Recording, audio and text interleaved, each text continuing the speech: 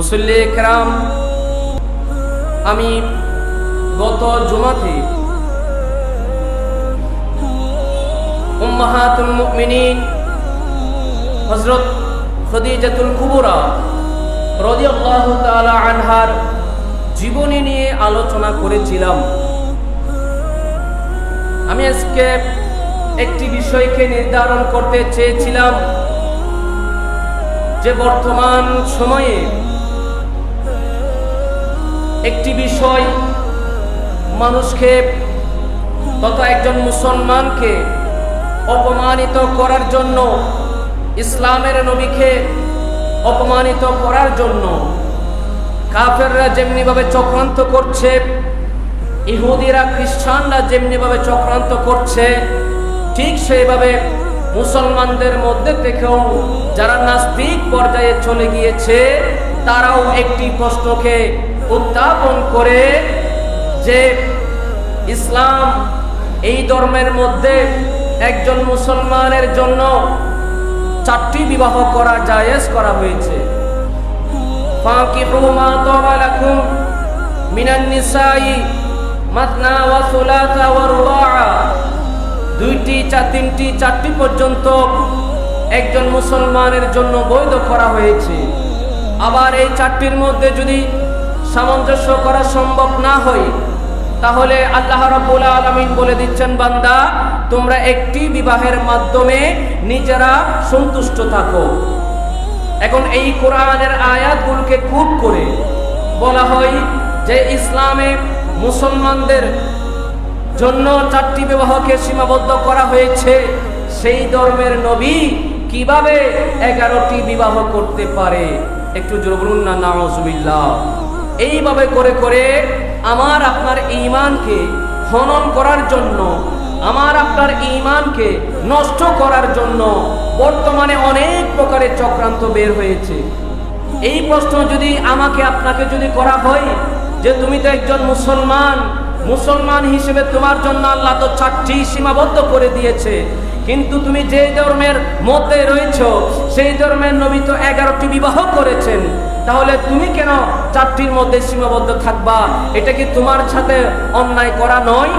এইভাবে করে মুসলমানদেরকে মিসগাইড করা হয়, আমাদের ঈমানকে হনন করার চেষ্টা করা হয়। তো আমি চিন্তা করেছিলাম সেই বিষয়টি নিয়ে আজকে আলোচনা করব, কিন্তু আমি যখন উম্মাহাতুল মুমিনিন রাদিয়াল্লাহু তাআলা আনহুমা তাদের জীবনী নিয়ে যখন আলোচনা করছিলাম, তাদের জীবনী যখন আমি পড়ছিলাম, তখন দেখতে পেলাম এমন একজন আল্লাহর নবীর সহধর্মিনী, আমাদের মুমিনদের মা, যার ব্যাপারে সূরা আহজাবের মধ্যে অসংখ্য আয়াত বর্ণিত হয়েছে। উম্মাহাতুল মুমিনিনদের মধ্যে এমন একজন মা যার বিবাহ খুদ আসমানের মধ্যে হয়েছে। তিনি এমন একজন মা যার ওকালতি খুদ আল্লাহ রাব্বুল আলামিন করেছিলেন।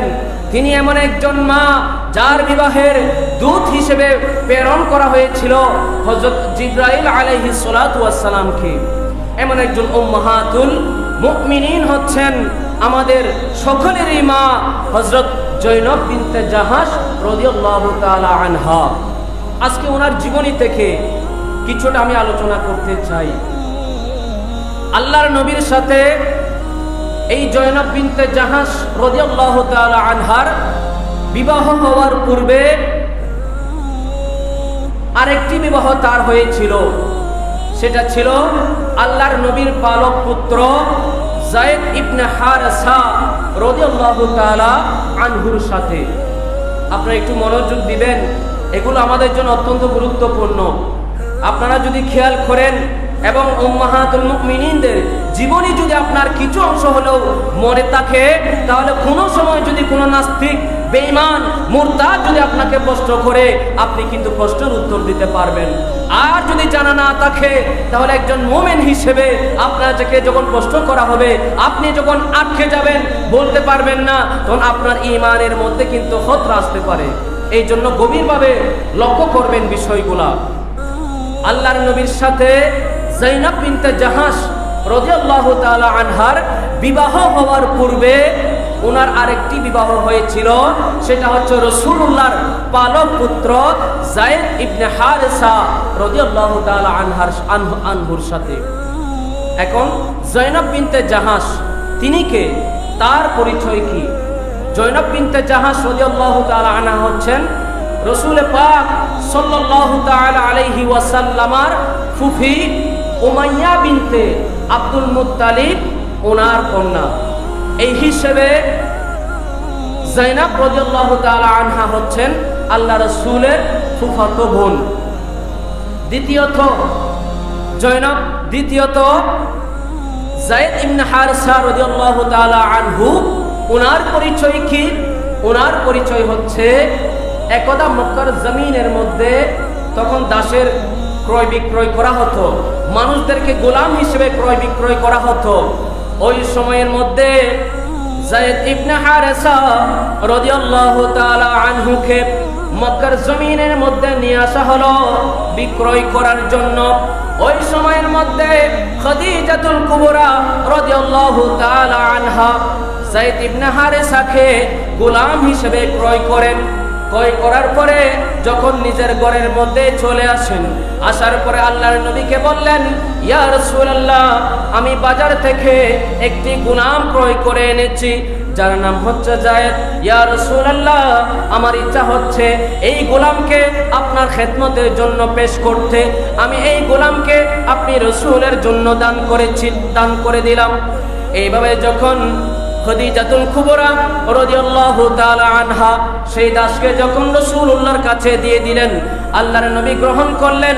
গ্রহণ করার পরে বলেন, হে যায়েদ, আমি তোমাকে আমার দাসত্ব থেকে, এই বন্দী দশা থেকে মুক্ত করে দিলাম এবং আমি তোমাকে আমার পালক পুত্র হিসেবে গ্রহণ করে নিলাম। সুবহানাল্লাহ।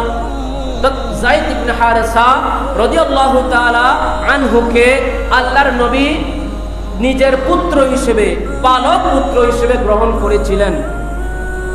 এখন তিনি যখন প্রাপ্তবয়স্ক হয়ে যান, বিবাহের উপযুক্ত যখন হয়ে যান, তখন তার জন্য একজন মেয়ে দেখা প্রয়োজন, একটি বউ আনা প্রয়োজন। তখন এই উমাইয়া বিনতে আব্দুল মুত্তালিব তথা ফুফাতো বোন জয়নব বিনতে জাহাশ রাদিয়াল্লাহু তাআলা আনহার কাছে প্রস্তাব প্রেরণ করলেন আল্লাহর নবী, জয়নব, তুমি জানো আমার একটি পালক পুত্র রয়েছে যার নাম হচ্ছে যায়েদ। আমি চাচ্ছি তোমার সাথে তার বিবাহ দেওয়ার জন্য, তুমি কি রাজি রয়েছো? তখন জয়নব বিনতে জাহাশ রাদিয়াল্লাহু তাআলা আনহা বললেন, না, লা আরদাহু লিনাফসি, এই গোলামকে আমি আমার স্বামী হিসেবে পছন্দ করছি না, আমি তাকে কখনো বিবাহ করতে পারবো না। জয়নব বিনতে জাহাশ রাসূলুল্লাহর প্রস্তাব ফিরিয়ে দিলেন। এমনকি জয়নবের ভাই ছিল আব্দুল্লাহ ইবনে জাহাশ, তিনিও বলেন, এটা তো একটা গোলাম, এই গোলামকে আমি আমার বোনের জন্য কখনো পছন্দ করব না। মূলত দুইটি কারণে আল্লাহর নবী প্রস্তাব দিয়েছিলেন। একটি হচ্ছে যায়েদ ইবনে হারেসা ছিলেন পালক পুত্র, দাস হিসেবে। আবার যায়েনব বিনতে জাহাশ ছিলেন তিনি উচ্চ বংশীয় একজন রমণী। তো বংশীয় এই কৈলিন্য এটা দূর করার জন্য দাসের সাথে একজন স্বাধীন মহিলার বিবাহ তখন সমাজের মধ্যে প্রচলন ছিল না। এই প্রচলন না থাকার কারণে দাসের সাথে কোনো স্বাধীন মহিলার বিবাহ পর্যন্ত হতো না। আর তাই আল্লাহর নবী চেয়েছিলেন সেই যায়েনব বিনতে জাহাশের সাথে যায়েদ ইবনে হারেসার বিবাহ দেওয়ার মাধ্যমে যে একটি বংশগত কৈলিন্য রয়েছে সেটাকে দূর করে দেওয়ার জন্য। কারণ যায়েদ যদিও বা গোলাম হিসেবে এসেছে, কিন্তু আল্লাহর নবী বলেন তার মধ্যে তাকওয়া রয়েছে, তার মধ্যে পরহেজগারিতা রয়েছে।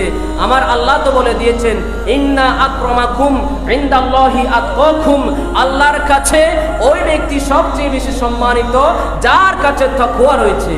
তো যায়েদের কাছে যেহেতু তাকওয়া ছিল, খোদাবিরুতা ছিল, এই জন্য আল্লাহর নবী চেয়েছিলেন যায়েনবের সাথে যায়েদের বিবাহ দেওয়ার জন্য। দ্বিতীয় কারণ হচ্ছে যায়েদের সাথে যায়েনবের বিবাহ দেওয়ার দ্বিতীয় কারণ হচ্ছে যায়েদের মধ্যে কোরআনের শিক্ষা ছিল, হাদিসের শিক্ষা ছিল, দ্বীনের বিষয়ে জানা ছিল। এই জন্য তিনি চেয়েছিলেন জয়নবের সাথে যদি বিবাহ হয়ে যায় তাহলে তিনি তাকে দ্বীনের শিক্ষা দিতে পারবেন, কোরআনের শিক্ষা দিতে পারবেন, হাদিসের ইলম জয়নবকে শিক্ষা দিতে পারবেন। এই দুইটি কারণে আল্লাহর নবী জয়নব বিনতে জাহাসের কাছে যায়েদ ইবনে উসামার বিবাহের প্রস্তাব পাঠান। কিন্তু জয়নব বিনতে জাহাস সেটা তিনি প্রত্যাখ্যান করেন, না কখনো আমি কোনো দাসকে, কোনো গোলামকে আমি নিজের স্বামী হিসেবে গ্রহণ করতে পারি না। রাসূলুল্লাহর প্রস্তাব যখন ফিরিয়ে দিলেন যে আল্লাহর কাছে আর ভালো লাগলো না, আল্লাহর সাথে সাথে কোরআনের আয়াত নাজিল করে দিলেন, যেটা সূরা আহজাবের 36 নম্বর আয়াত। আমার আল্লাহ বলেন, ওয়ামা কানা লিমুমিনিন ওয়ালা মুমিনাতিন ইযা কাদাল্লাহু ওয়া রাসূলুহু আমরান আইয়াকুনা লাহুমুল খিয়ারাতু মিন আমরিহিম। আল্লাহ এবং তার রাসূল যদি কোনো বিষয়ের ফয়সালা দিয়ে থাকেন, সেই ফয়সালাকে না মানার ইখতিয়ার কোনো মুমিন বান্দা বান্দিনীকে আল্লাহ দেন নাই। একটু জোরে বলুন না সুবহানাল্লাহ। আল্লাহ যদি কোনো ফয়সালা দেন সেই ফয়সালা যেমনিভাবে মানতে হবে। রাসূলুল্লাহ যদি কোনো বিষয়ে ফয়সালা দিয়ে থাকেন, কোনো আদেশ নির্দেশ করে থাকেন, সে আদেশ নির্দেশও তাদেরকে পালন করতে হবে। এই কোরআনের আয়াত সূরা আহজাবের 36 নম্বর আয়াত যখন নাজিল হয়ে যায় তখন জয়নব বিনতে জাহাস আর না করতে পারলেন না। কারণ কি? যদি আল্লাহর পক্ষ থেকে ঘোষণা এসেছে যে যায়েদকে বিবাহ করতে হবে, কারণ এটা রাসূলুল্লাহর আদেশ। এটা কার আদেশ? রাসূলুল্লাহর আদেশ। যাই হোক, যায়েদের সাথে জয়নব বিনতে জাহাসের বিবাহ হয়ে গেল। বিবাহ হয়ে যাওয়ার পরে দীর্ঘ 1 বছর পর্যন্ত তারা সংসার করেন, কিন্তু এই সংসার জীবনের মধ্যে শান্তি বলতে ছিল না। জয়নব বিনতে জাহাস উনি যায়েদের সাথে ঝগড়া করতেন, বিভিন্ন প্রকারের কটু বাক্য প্রয়োগ করতেন। এই জন্য জয়নব বিনতে জাহাসের প্রতি বিরক্ত হয়ে, অতিষ্ঠ হয়ে যায়েদ ইবনে হারেসা রাসূলের দরবারে এসে বললেন, ইয়া রাসূলুল্লাহ ইন্না যায়নাবি ইস্তাদা আলা লিসানাহা। ইয়া রাসূলুল্লাহ, জয়নব তো আমার সাথে খারাপ ভাষায় ব্যবহার করে, আমার সাথে খারাপ আচরণ করে, আমাকে স্বামী হিসেবে তিনি মেনে নেন না। ইয়া রাসূলুল্লাহ, এই জন্য আমি চাচ্ছি ওয়ানা উরিদু আন উতলিকহা, আমি চাচ্ছি সেই জয়নব বিনতে জাহাসকে তালাক দেওয়ার জন্য। এই প্রস্তাব যখন যায়েদ ইবনে হারেসা রাসূলুল্লাহর দরবারে রাখলেন তখন আল্লাহর নবী অনেকভাবে যায়েদ ইবনে হারেসাকে বুঝালেন, দেখো যায়েদ, তোমার এবং জয়নবের বিবাহ আমি রাসূল দিয়েছি, তোমার এবং জয়নবের বিবাহের উকিল আমি রাসূল নিজেই ছিলাম। আমি রাসূল তোমাদেরকে অনেক কষ্ট করে বিবাহ দিয়েছি, জয়নবকে অনেক বুঝিয়ে সুঝিয়ে তোমার সাথে বিবাহ দিয়েছি। এখন যদি তুমি এই বিবাহ সম্পর্ক ছিন্ন করো, তাকে যদি তালাক দিয়ে ফেলো, আমি রাসূল কষ্ট পাবো। আমাকে কাফেররা, মুনাফিকরা, নাস্তিকরা আমাকে খারাপ বলবে যে নিজের পুত্রের সংসারটুকু টিকিয়ে রাখতে পারলেন না, তিনি আবার কেমন নবী। এইভাবে করে আমি রাসূলকে তারা অপবাদ দেবে, অপমানিত করবে। তো এইভাবে করে যখন রাসূলুল্লাহ যায়েদ ইবনে হারেসাকে বোঝাচ্ছেন, সাথে সাথে আল্লাহ কোরআনের আয়াত নাজিল করে দিলেন, যেটা সূরা আহজাবের 37 নম্বর আয়াত। আমার আল্লাহ বলেন, وَإِذْ تَقُولُ لِلَّذِي أَنْعَمَ اللَّهُ عَلَيْهِ وَأَنْعَمْتَ عَلَيْهِ أَمْسِكْ عَلَيْكَ زَوْجَكَ وَاتَّقِ اللَّهَ। আল্লাহ বলছেন, যে বান্দার উপর আল্লাহ অনুগ্রহ করেছে, যে বান্দার উপর রাসূলুল্লাহ অনুগ্রহ করেছে এবং বলে দিচ্ছে আমসিক আলাইকা জাওজাকা, হে যায়েদ, তুমি জয়নবকে তোমার স্ত্রী বন্ধক থেকে মুক্ত করে দিও না, অর্থাৎ তালাক দিয়ে দিও না। তখন যায়েদ, তোমার জন্য আর উচিত নয় জয়নবকে তালাক দেওয়া। এটা আল্লাহর কোরআন, সূরা আহজাবের 37 নম্বর আয়াত।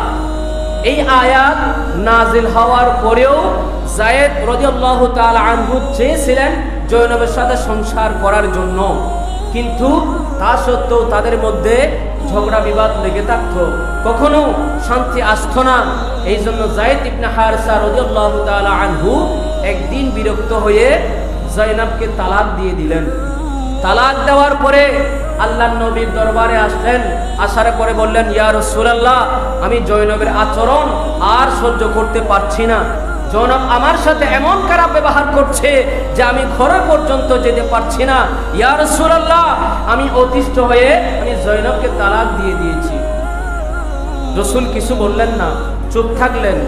তখন মনে মনে ভাবতে লাগলেন যে জায়েদ জয়নবকে তালাক দিয়ে দিয়েছে, এখন জয়নবের যে মুখের ভাষা দেখা যাচ্ছে, তাকে তো আর কেউ বিবাহ করবে না, কেউ তো তার জন্য বিবাহের সম্বন্ধ নিয়ে আমি রাসূলের কাছে আসবে না।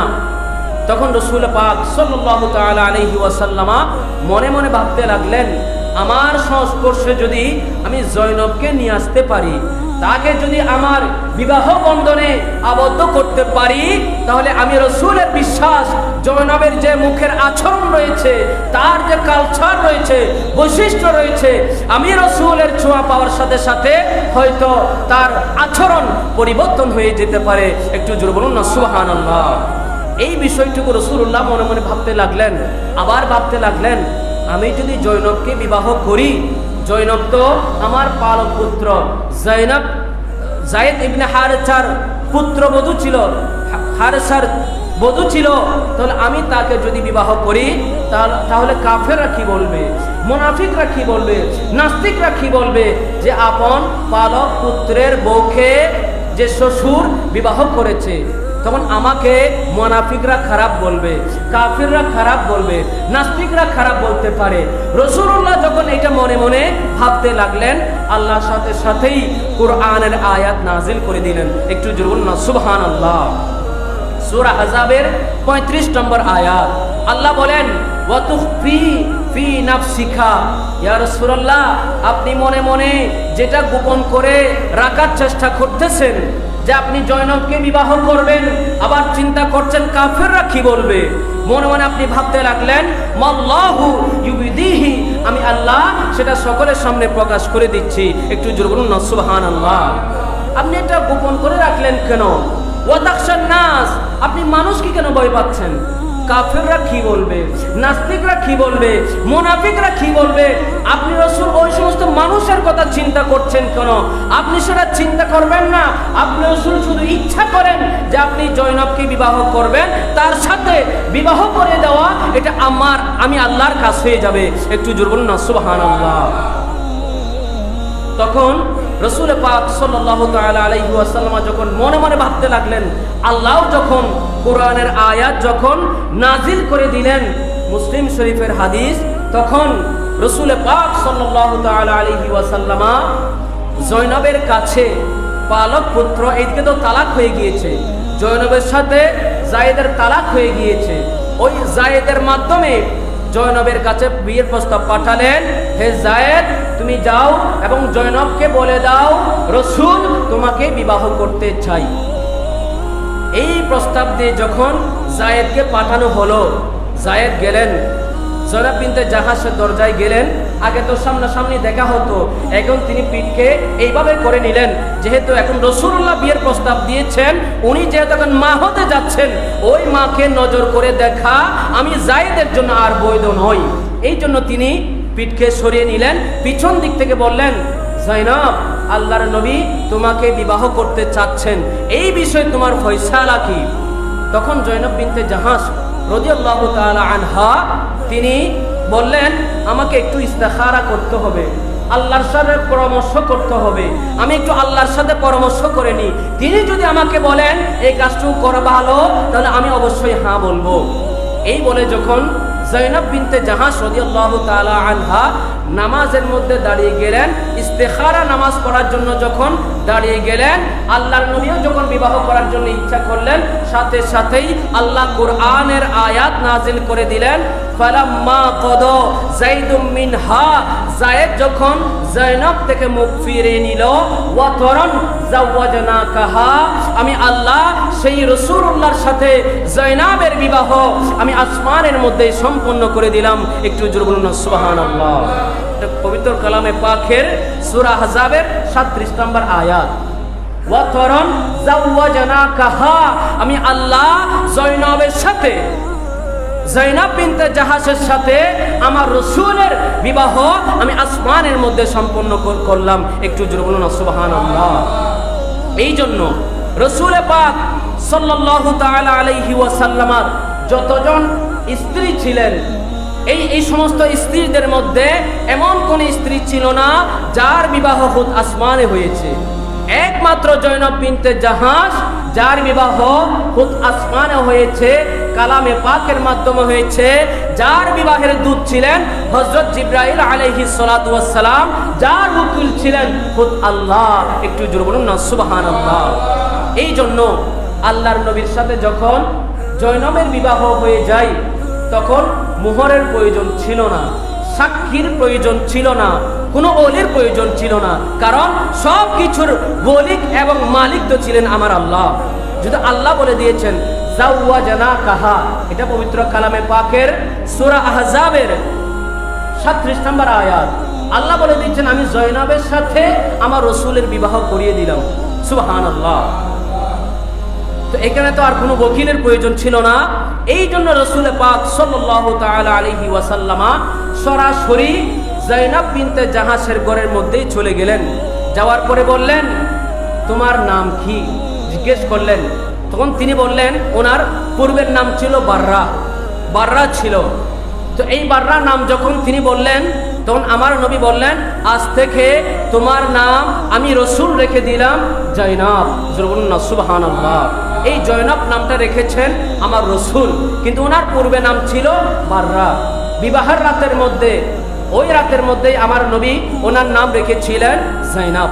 যাই হোক, এইভাবে করে যখন আল্লাহর নবীর সাথে জাইনাব বিনতে জাহাসের বিবাহ হয়ে গেল তখন মক্কার কাফিররা, মক্কার কুরাইশরা, মক্কার ওই সমস্ত মুশরিকরা, পৌত্তলিকরা, মুনাফিকরা, এমনকি নাস্তিকরা পর্যন্ত বলতে লাগলো মুহাম্মদ এটা কি কাণ্ড ঘটিয়ে ফেললো যে আপন পালক পুত্রের স্ত্রীকে বিবাহ করলো।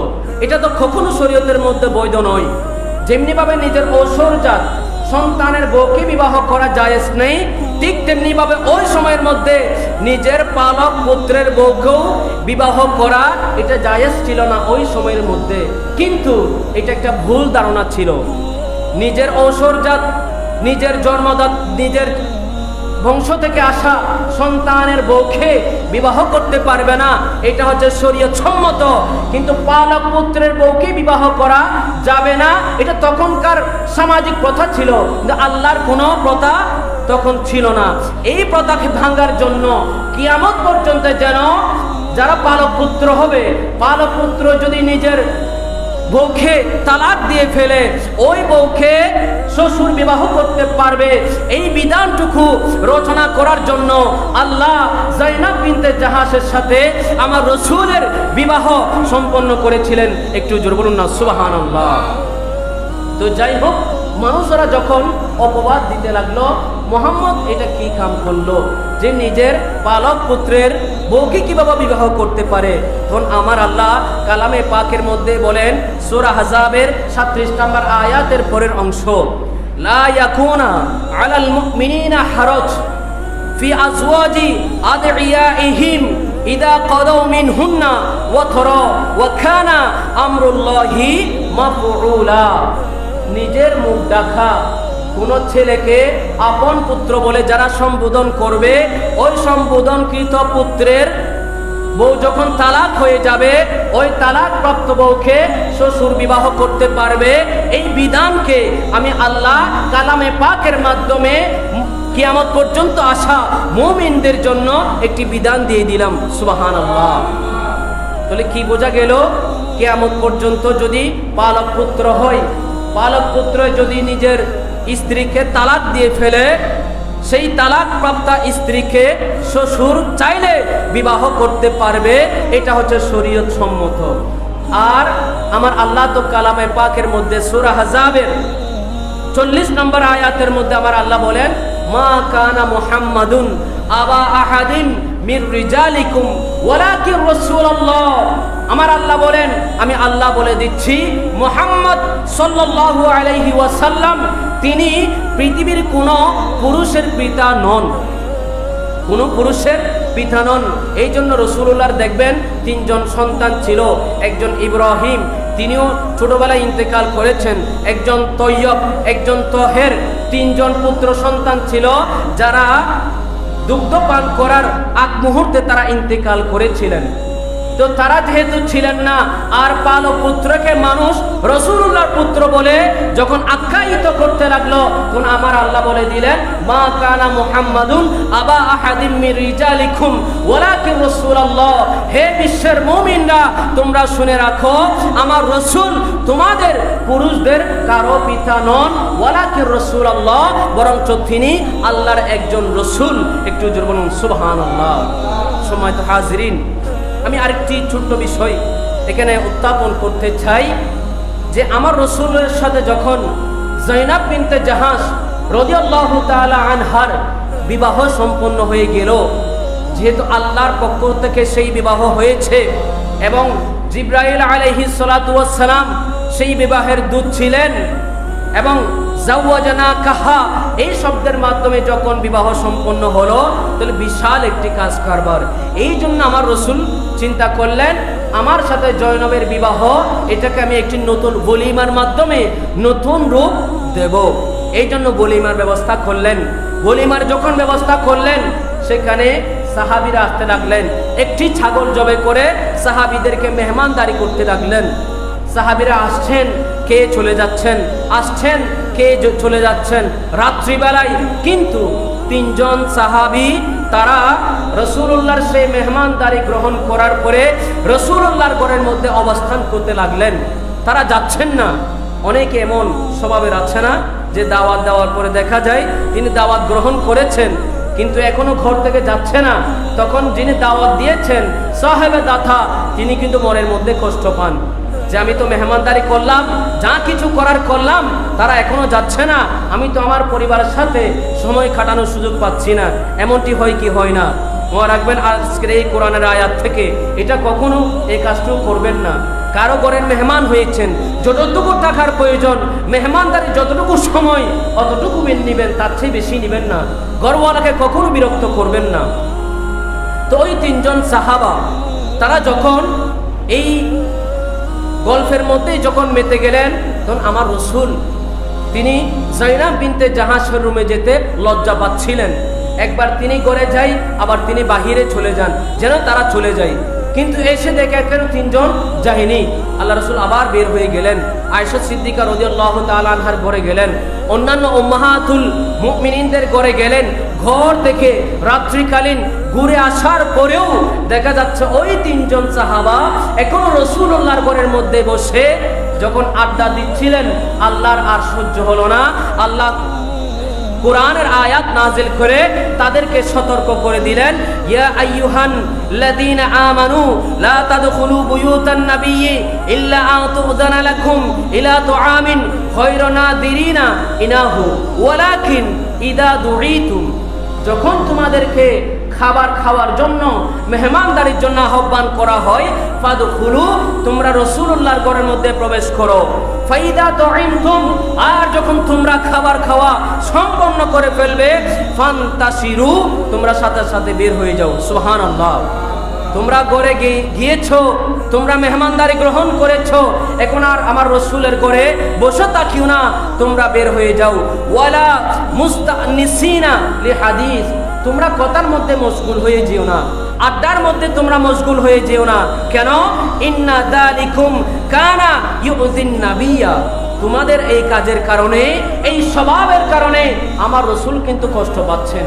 আমি দেখতে পাচ্ছি আমার রাসূল একবার ঘরে যান, একবার বাহিরে যান, একবার ঘরে যান, একবার বাহিরে যান, তিনি কষ্ট পাচ্ছেন, আমি আল্লাহ দেখতে পাচ্ছি। এই জন্য আল্লাহ বলেন, ইন্না যালিকুম কানা ইউযিন নাবিয়্যা, তোমাদের এই আচরণ আমার নবীর জন্য কষ্টদায়ক।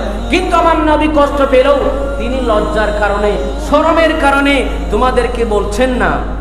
ফায়াস্তাহি মিনকুম, তিনি তোমাদেরকে লজ্জাবোধ করছেন, কিন্তু আমি আল্লাহ বলে দিচ্ছি, আমি আল্লাহর কোনো লজ্জা নেই।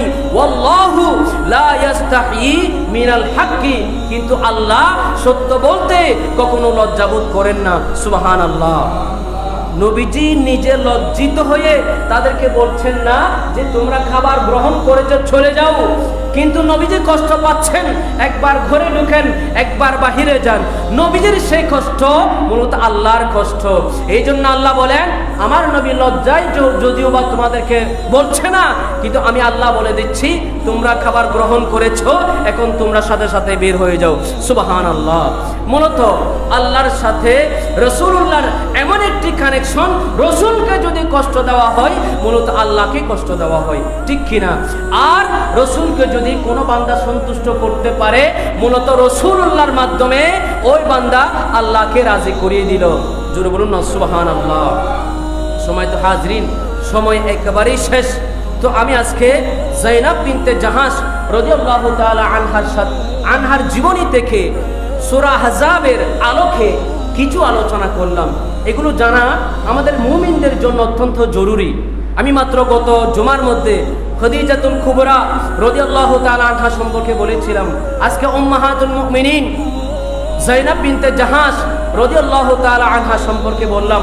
হয়তো আর বলার সুযোগ হবে না, কারণ আগামী জুমাতে আলা হযরতকে নিয়ে কিছু একটু বলতে হবে, যেহেতু এই মাসটা হচ্ছে ওনার 25 সফর, ওনার ইন্তেকাল শরীফ, তাই আলা হযরতকে নিয়ে কিছু একটা বলতে হবে।